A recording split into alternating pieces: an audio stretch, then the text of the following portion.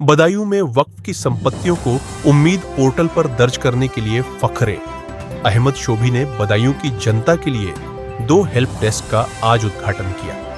उन्होंने बताया कि जो लोग वक्फ की जमीन जैसे मस्जिद, दरगाह, कब्रिस्तान, खानकाह की जमीन को दर्ज करने के लिए परेशान हो रहे थे, अब उन्हें परेशान होने की जरूरत नहीं है। फखरे अहमद शोभी ने शहर में 2 फ्री हेल्प डेस्क यानी कंप्यूटर सेंटर का आज उद्घाटन किया, जो घंटाघर से जुम्मी चौक जाने वाले रास्ते पर है। एक अहमद कंप्यूटर सेंटर लकी भाई का, दूसरा Saif computer centre Imroz computer के सामने है। इनके पास वक्फ से मुताल्लिक सारे दस्तावेज बदायूं जिले के मौजूद हैं।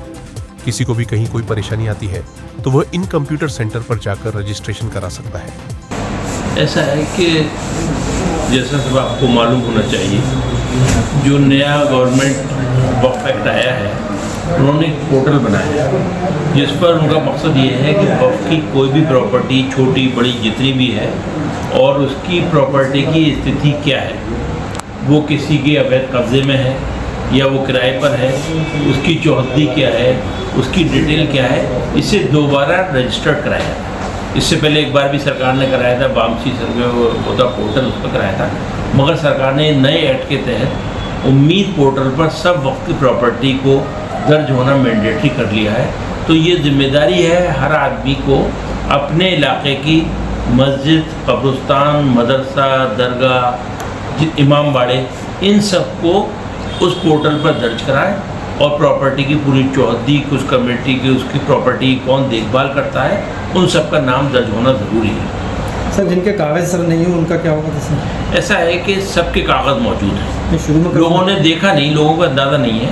ऐसा है कि जो सबसे पहले वक्फ एक्ट 1936 के तहत सरकार ने सर्वे कराया था, जब अवध और आगरा प्रोविंस हुआ करता था, जिसका गजट नोटिफिकेशन 26 फरवरी 1944 को हुआ, जिसमें बदायूं की 351 वक्फ अलल खैर की प्रॉपर्टी को नोटिफाइड किया गया। इसके साथ साथ 111 प्रॉपर्टी वक्फ अलल औलाद की नोटिफाई किया गया। ये गजट में पुराने रिकॉर्ड में मौजूद है। सब प्रॉपर्टीज़ हैं, ज़्यादातर लोगों को देखा नहीं, जिसका उर्दू में मौजूद है, उसका हिंदी ट्रांसलेशन भी करा दिया गया है।